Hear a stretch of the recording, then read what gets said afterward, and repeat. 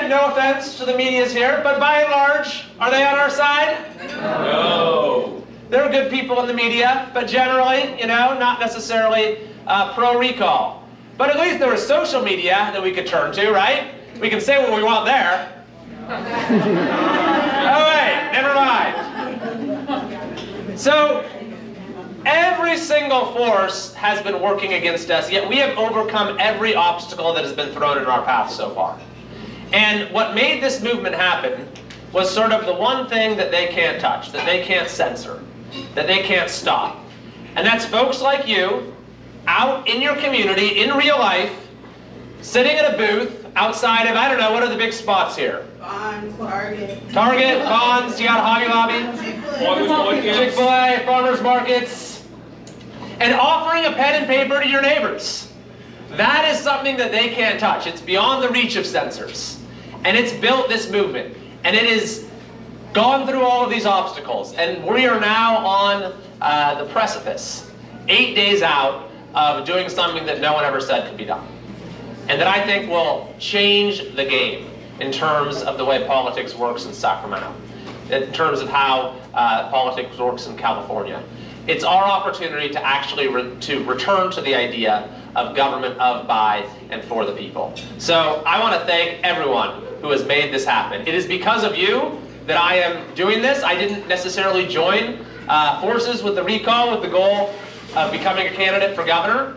I wanted to support folks like you who are making this happen, and I decided to enter the race simply to be one bearer of the torch. I say I'm standing on the shoulders of 1.7 million giants. We're all in this together, and that is the way that I would govern, is to, in fact, I say the most important job of our next governor is to make it less important who the governor is, by returning power to local communities and their citizens. That's what this is all about. And with that, shall we begin?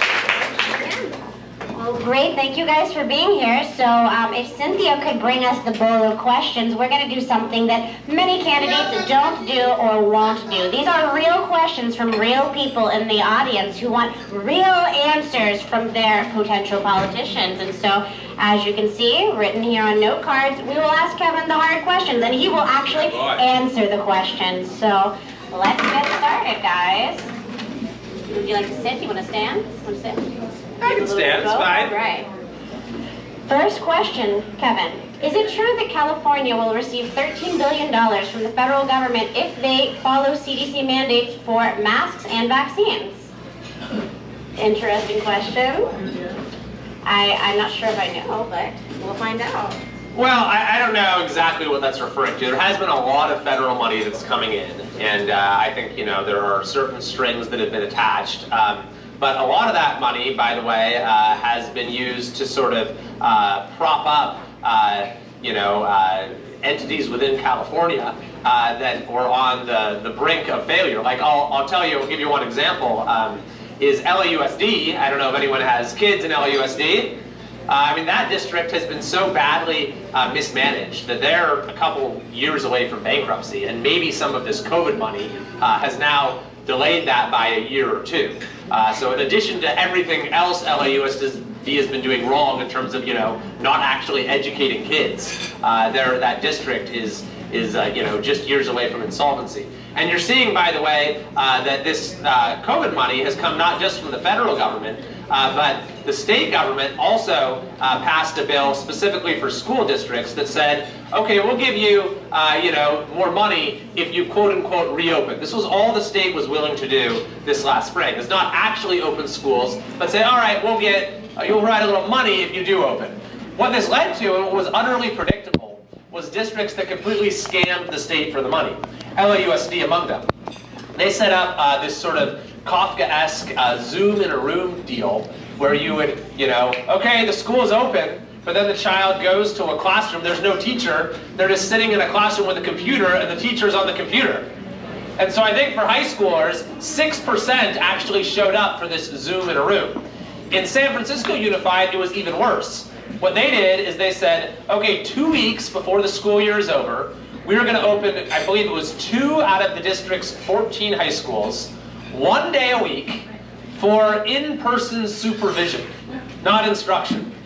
And that qualifies as being open, so they could claim millions more in this relief money, reopening money on the part of the state. So you've had a lot of money sort of going to a lot of places in response to COVID, and the unemployment situation is a whole other story, where you've had those benefits at the federal level and the state level, and a lot of people, millions actually, couldn't get their benefits when they needed them. But now we have the incentives completely backwards, so that people, it's a better deal to just stay home than actually return to the workforce. So, this question is raising an issue about a specific pot of money, but there's been a lot of problems with the way all of this has been managed.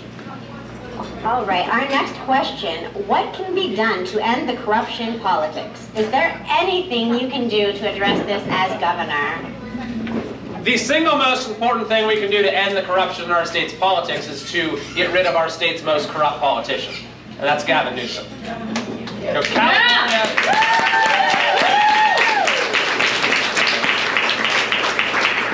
California is the furthest thing from a government of, by, and for the people.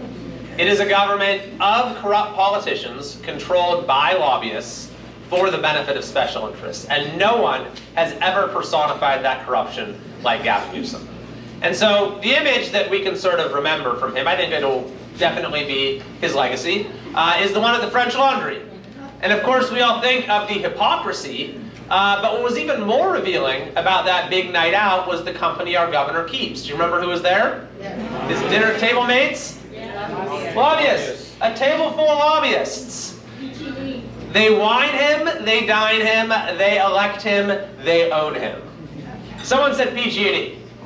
PG&E, as they've given our state catastrophe after catastrophe, blackouts, wildfires, felonies, they've given Gavin Newsom more money than any other politician.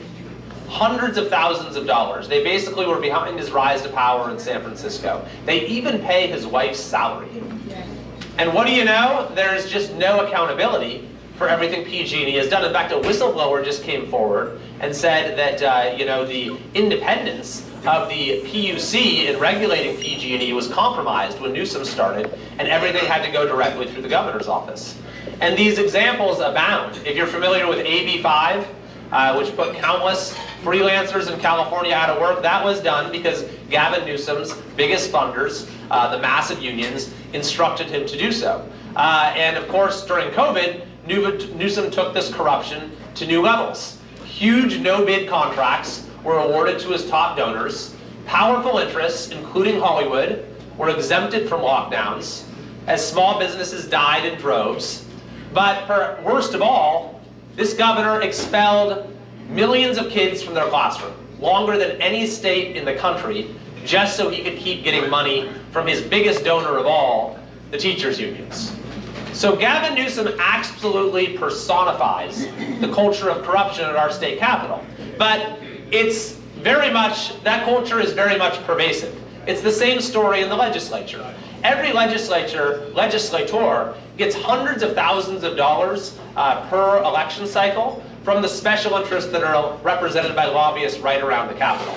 I saw when I got elected that this was the story behind our state, is we have a state capitol that is not serving the people of California.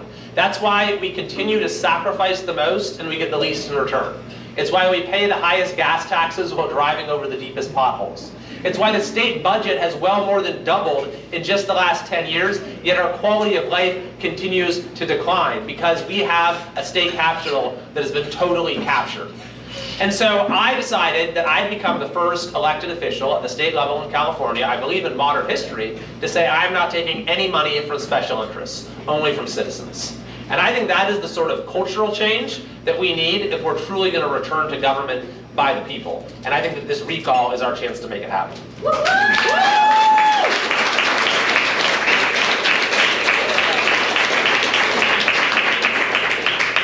All right, guys, next question. This question is of great concern to residents in the San Gabriel Valley. Kevin, what will you do to help save single-family housing zones?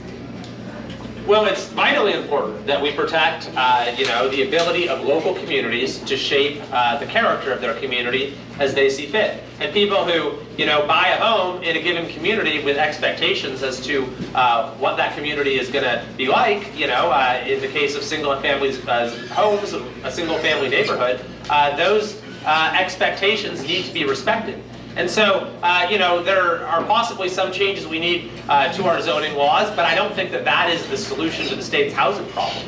The solution to the state's housing crisis is to, look at the reasons why it can take years and millions of dollars to get a project off the ground in California that in other states takes weeks and thousands of dollars. CEQA is one of the leading causes of that, which causes projects to be tied up in litigation for years.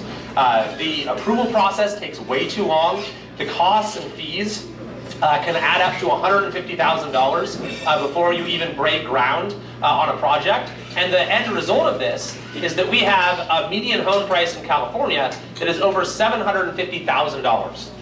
It's gone up just 20% in the last couple of years, and if you're a homeowner, maybe that's a good thing in some respects. Your property values are going up, but even people who are homeowners, they have kids, for example, and probably people in this room who want to be homeowners too, and we're making that more and more difficult. It's why more and more people are leaving this state. It's the main reason that the American dream is falling apart in California. This used to be the state where anyone could get ahead, and now it's the state that so many people can't wait to leave behind. 2/3 of Californians now say that kids growing up in our state today will be worse off than their parents. And last year, for the first time in California's 170-year history, our population actually declined. So in order to, revive the idea of the American dream or the California dream, we absolutely need to solve the housing crisis, and Gavin Newsom has done absolutely nothing about this. He came into office and promised a Marshall Plan for housing. He said we're going to add 500,000 units every year. He has delivered 1/5 of that. 1/5 of what he promised. New permitting has actually declined under Gavin Newsom's watch. And it does not have to be this way. Other states have figured it out. They have, they have a housing supply that meets demand. And if California had, reasonable and new political leadership, then we could do the same thing. And we could make California where you could stay, to raise your family, to build your career, and to retire. So many people I talk to tell me that they were born and raised in this state. Probably people in this room. Who here knows someone who's left, by the way, in the last year? I mean, it's truly astonishing. And when you look at everything California has to offer, no other state has to offer what we have. In terms of the natural beauty, the diversity, the oceans, the mountains, everything. You have to try really hard to mess California up and to make it a state that people want to leave. Our corrupt political class has managed it. All right, the next question is an awesome question. Prop 19 stole the right of parents to give property to their kids without a whopping tax bill. Please tell us your thoughts on ACA 9 to repeal it. So ACA 9, I have actually introduced that. This is my legislation, so I'm in favor of it. Thank you. And it's an example of the way the special interest politics work in Sacramento, is they did this voter initiative that was going to allow your tax base to be portable under Prop 13, which is generally a good idea. It has the net effect of lowering your tax burden. But then they kind of sneaked in there this provision that was actually the first sort of reduction in the protections of Prop 13 since Prop 13 was passed. It said that your home, when your child inherits it, if it's not their primary residence, then you lose your Prop 13 tax base. And so I've talked to a lot of people who have said, well, we have had to sell this home that's been in our family for generations because we can't afford to pay property taxes at the newly assessed level. And so voters did not realize they were voting on this, that this was what the initiative was going to do. I mean, it was really in the fine print. And this is one of the things that is one of the biggest problems, actually, in terms of our state's politics, is the initiative process has been totally, compromised by what is literally fraud. The Attorney General of California consistently describes these ballot initiatives on your ballot in a way that is designed to mislead you as to what it's going to do. Remember the gas tax when we had a chance to repeal that? Yeah. Prop 6?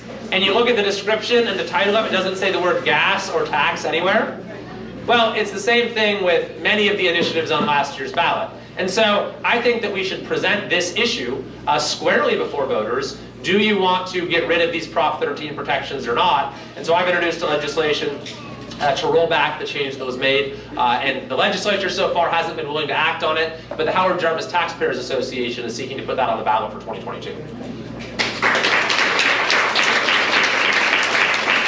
All right, this next question is something we are all wondering. What is the first thing you will do as governor? First thing I will do as governor is on day one, on minute one, I will terminate the state of emergency.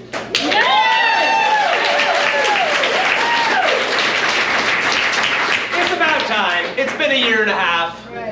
We don't have endless emergencies in America. Other states have done it. And importantly, that is a shot across the bow. I think it has huge symbolic value to say we're not going to just go about being in this pandemic mentality forever. But it has huge practical value as well. Because under our Emergency Services Act, that causes all state and local emergency orders to lapse automatically. And what's important to emphasize is that I actually would not just choose to end the state of emergency. I would feel compelled to end the state of emergency. Because the law says that the governor shall, not may, not if he wants to, when he feels like it, the governor shall end the emergency at the earliest possible date that conditions warrant. And we have been living with this for a year and a half. People are very familiar with what this virus is, with how it's spread, with what the risks are, with what the measures are that you can take to protect yourself. And so we need to move past this era of mandate after mandate after mandate and return choices to the most local level that there is, and that of the individual citizen. So Gavin Newsom, he loves executive orders, right? Loves executive orders. But here's the thing about executive orders. You can undo them with executive orders. So I'd go about unwinding Gavin Newsom's one-man rule. For every executive action that Gavin Newsom has taken to violate our rights and destroy our freedoms, I would take action to restore those rights and protect our freedoms. And what are those freedoms? Well, let's start with economic freedom. And this is not, these are the